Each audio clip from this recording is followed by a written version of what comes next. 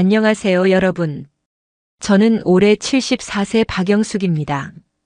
35년간 아이들을 가르치며 살아온 평범한 교사였죠. 오늘 제가 여러분께 들려드릴 이야기는 저의 노후 생활에 대한 솔직한 고백입니다. 아마 많은 분들이 노후에 대해 고민이 많으실 텐데요. 자녀와 함께 살아야 할지, 간병인을 고용해야 할지, 아니면 요양원에 들어가야 할지 저 역시 이 모든 것을 경험해 봤습니다. 그리고 결국 찾아낸 답이 있어요. 바로 실버 코하우징이라는 새로운 방식이었습니다. 지금부터 제가 어떻게 월 60만 원으로도 충분히 행복하고 안정적인 노후를 보내게 되었는지 그 과정에서 겪었던 시행착오들을 모두 말씀드릴게요. 퇴직 후 처음에는 큰아들 집에서 생활하기 시작했습니다. 며느리도 좋은 사람이고 손자들도 예뻤어요. 할머니가 계시면 아이들 교육에도 도움이 되고 서로 도움이 될 거야 라고 생각했거든요. 하지만 현실은 달랐습니다. 아무리 가족이라고 해도 이미 각자의 생활 패턴이 있었어요. 저는 새벽 5시에 일어나서 라디오 체조를 하고 신문을 보는 게 습관이었는데 아들 가족들은 밤늦게 잠들고 늦게 일어나더라고요. 며느리는 직장맘이라 바쁘고 저는 도움이 되려고 집안일을 하려고 했는데 어머니, 괜찮아요. 쉬세요. 라는 말을 자주 들었어요. 물론 배려하는 마음에서 하는 말이겠지만 저에게는 당신은 아무것도 하지 마세요 라고 들렸습니다. 가장 힘들었던 건 저녁 식사 시간이었어요. 손자들은 스마트폰만 보고 아들 내외는 육아와 직장 이야기로 바빴죠. 저는 그저 밥만 먹고 있는 손님 같았습니다. 교사 시절 항상 아이들과 함께했던 제게 이 적막감은 너무 큰 충격이었어요. 사람들 속에 있으면서도 혼자라는 느낌, 이게 진짜 외로움이구나 싶었습니다. 결국 3개월 만에 제 집으로 돌아왔어요. 아들은 엄마, 뭐가 불편하셨어요? 라고 물었지만 어떻게 설명해야 할지 몰랐습니다. 불편한 게 아니라 그냥 제자리가 아닌 것 같았거든요.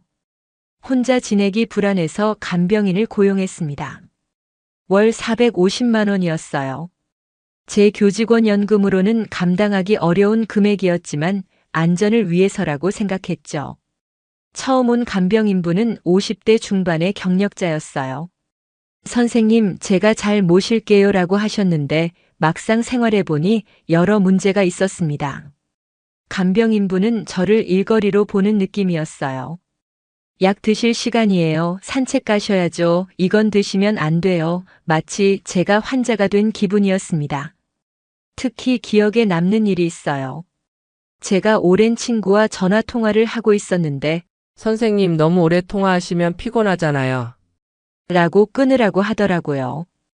74세가 되어서 전화 통화 시간도 관리받아야 하나 싶었습니다. 그리고 간병인분도 사람이니까 기분이 좋을 때도 안 좋을 때도 있잖아요. 기분이 안 좋은 날에는 대화도 거의 하지 않고 업무적으로만 대하시더라고요. 월 450만 원의 식비, 교통비까지 더하면 500만 원이 넘었어요. 제 연금이 월 280만 원 정도였으니까 적금을 깨서 써야 했습니다. 이렇게 살면 몇 년이나 버틸 수 있을까 하는 불안감이 항상 있었어요. 결국 6개월 만에 간병인분과 헤어졌습니다. 나쁜 분은 아니셨지만 저에게는 맞지 않았어요. 자녀들과 상의한 끝에 요양원에 들어가기로 했습니다. 엄마, 거기 가시면 또래분들도 많으시고 프로그램도 다양하고 안전하잖아요 라는 아들의 말이 설득력 있게 들렸어요. 선택한 곳은 시설도 깔끔하고 직원분들도 친절한 곳이었습니다. 1인실로 들어갔고 월 비용은 약 200만 원 정도였어요. 요양원 생활은 매우 규칙적이었습니다. 오전 6시 기상, 7시 아침 식사, 9시 체조, 10시 프로그램 참여 시간표대로 움직이는 생활이었죠. 처음에는 이것도 나쁘지 않네라고 생각했어요. 규칙적인 생활이 건강에 좋다고 하니까요. 하지만 시간이 지날수록 답답함을 느꼈습니다. 제가 책을 좋아해서 밤늦게까지 읽는 습관이 있었는데 소등 시간이에요 라고 하면서 불을 꺼버리더라고요. 새벽에 일찍 일어나서 산책을 하고 싶어도 위험하니까 6시 이후에 나가세요라고 했습니다. 요양원에서 가장 힘들었던 건 소음이었어요. 옆방 할머니는 치매 초기셨는데 밤중에 자주 소리를 지르셨어요. 또 다른 할아버지는 콧골이가 심해서 복도까지 들렸습니다. 그리고 역설적이게도 사람들이 이렇게 많은데 오히려 더 외로웠어요. 다들 각자의 문제로 힘들어 하시니까 진정한 소통이 어려웠습니다. 식사 시간에도 각자 조용히 드시고 프로그램 시간에도 의무적으로 참여하는 분위기였어요. 결국 8개월 만에 요양원을 나왔습니다. 시설도 좋고 직원분들도 친절했지만 저에게는 맞지 않았어요. 제가 원하는 건 보호받는 생활이 아니라 주체적인 생활이었거든요.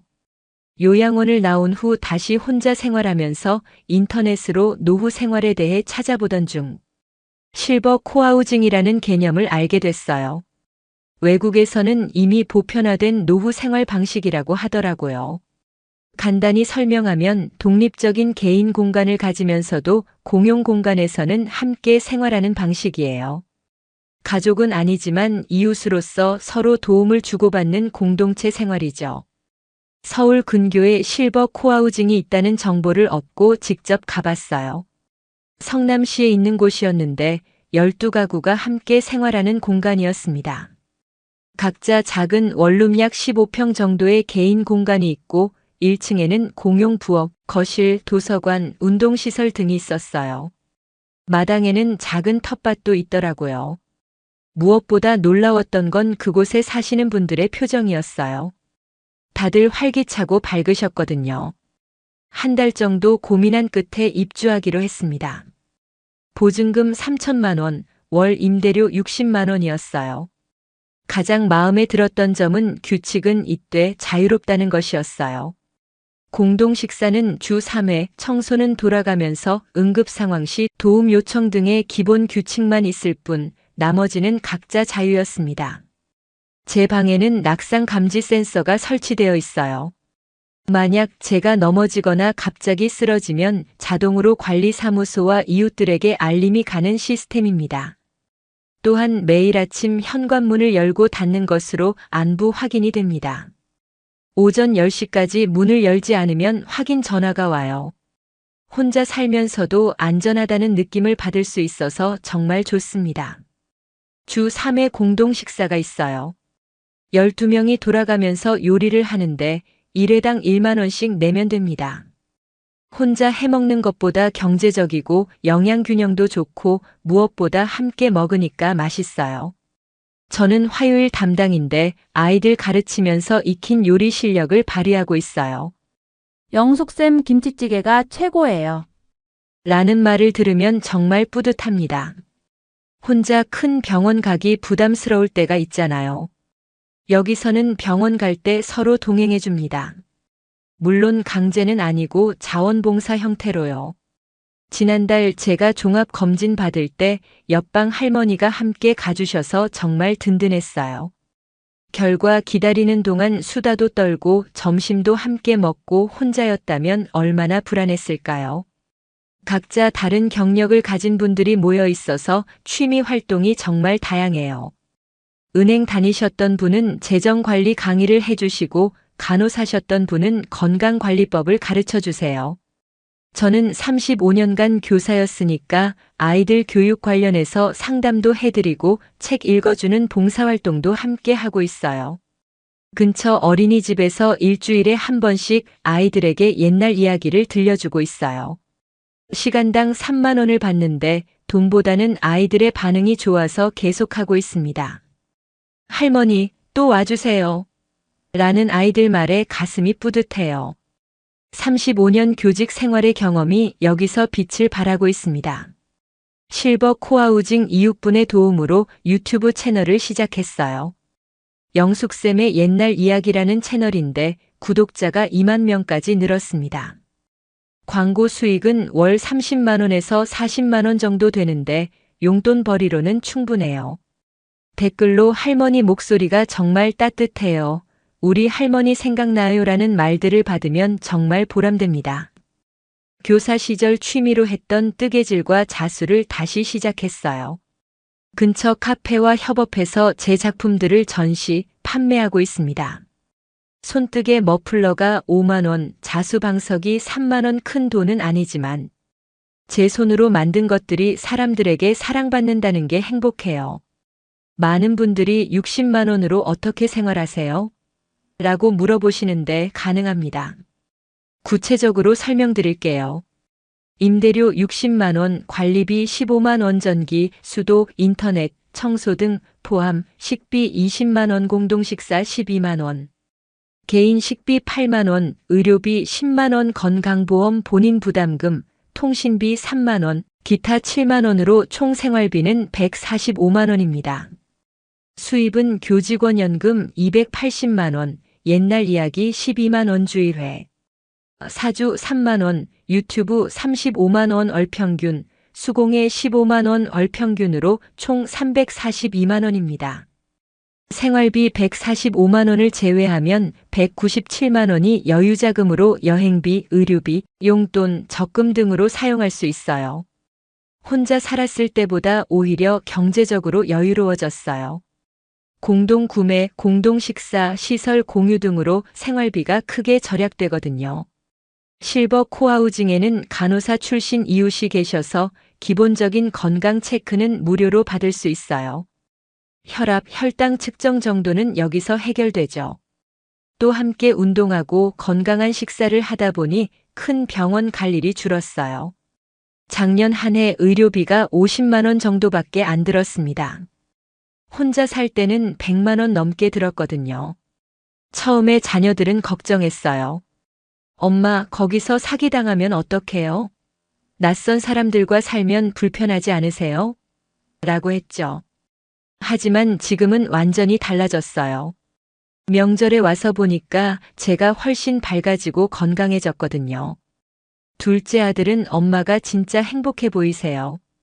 이런 곳이 더 많이 생겼으면 좋겠어요 라고 하더라고요. 특히 손자들이 놀러 올 때 다른 할아버지, 할머니들이 함께 놀아주시니까 너무 좋아해요. 할머니네 가면 재미있어요 라고 합니다. 12명이 함께 살면서 정말 가족 같아졌어요. 각자 다른 배경을 가지고 있지만 비슷한 연령대다 보니 공감대가 많습니다. 특히 기억에 남는 일이 있어요. 작년 겨울에 제가 독감에 걸려서 일주일 정도 앓았는데 이웃분들이 돌아가면서 죽 끓여주시고 약 사다 주시고 정말 고마웠어요. 반대로 옆방 할아버지가 입원하셨을 때는 제가 빨래해드리고 병문안도 갔죠. 이런 게 진짜 공동체구나 싶었습니다. 저는 실버 코하우징이 단순히 주거 형태가 아니라 새로운 노후 문화라고 생각해요. 가족에게 부담 주지 않으면서도 외롭지 않게 경제적 부담 없으면서도 안전하게 살 수 있는 방법이거든요. 정부에서도 이런 시설을 더 많이 만들어주면 좋겠어요. 베이비붐 세대들이 본격적으로 노년기에 접어들고 있는데 기존의 요양원이나 실버타운은 한계가 있어요. 무엇보다 노후가 끝이 아니라 새로운 시작이 될 수 있다는 걸 보여주고 싶어요. 74세에도 유튜브를 하고 새로운 친구를 사귀고 경제 활동을 할 수 있거든요. 1년 전만 해도 저는 짐이 되고 싶지 않은 노인이었어요. 자녀들에게 부담 주기 싫고 사회에서 소외되고 싶지 않고 그런데 뭘 해야 할지 모르겠더라고요. 지금은 다릅니다. 매일 아침 일어나면 할 일이 있어요. 이웃들과 인사하고 텃밭에 물 주고 유튜브 컨텐츠 생각하고 아이들 만날 준비하고 바쁘게 살고 있어요. 가장 큰 변화는 나이를 의식하지 않게 됐다는 거예요. 물론 몸은 예전 같지 않지만 마음은 오히려 더 젊어진 것 같아요. 50대, 60대 분들께 미리 말씀드리고 싶어요. 노후 준비가 단순히 돈 모으기만은 아니라는 것을요. 어떻게 살 것인지에 대한 철학이 더 중요해요. 자녀에게 의존하지 마세요. 사랑하지만 각자의 삶이 있어요. 그렇다고 혼자 고립되지도 마세요. 새로운 공동체를 만들어 보세요. 나이가 들수록 더 용감해져야 해요. 새로운 시도를 두려워하지 마세요. 저도 70세가 넘어서 유튜브를 시작했는데 생각보다 어렵지 않더라고요. 앞으로 5년 정도는 지금처럼 살 계획이에요. 건강이 허락하는 한 계속 활동하고 싶고요. 유튜브 구독자 10만 명이 목표예요. 그리고 우리 실버 코아우징을 모델로 해서 다른 지역에도 이런 곳들이 생겼으면 좋겠어요. 제가 경험한 걸 바탕으로 컨설팅도 해드리고 싶습니다. 언젠가 정말 거동이 불편해지면 그때 가서 다시 생각해 볼게요. 하지만 지금은 매일매일이 감사하고 행복해요. 노후는 끝이 아닙니다. 새로운 시작이에요. 나이 들었다고 포기하지 마세요. 아직도 할 수 있는 일들이 정말 많아요. 새로운 사람들을 만나고 새로운 일에 도전하고 새로운 행복을 찾을 수 있어요. 물론 쉽지 않아요. 저도 시행착오를 많이 겪었거든요. 하지만 포기하지 않으면 반드시 길이 보입니다. 여러분도 각자에게 맞는 황금 노후를 찾으시길 바랍니다. 제 이야기가 조금이라도 도움이 되었다면 지인과 친구분들께 공유해 주세요. 그분들께 정말 의미 있는 선물이 될 거예요. 건강하세요. 그리고 행복하세요.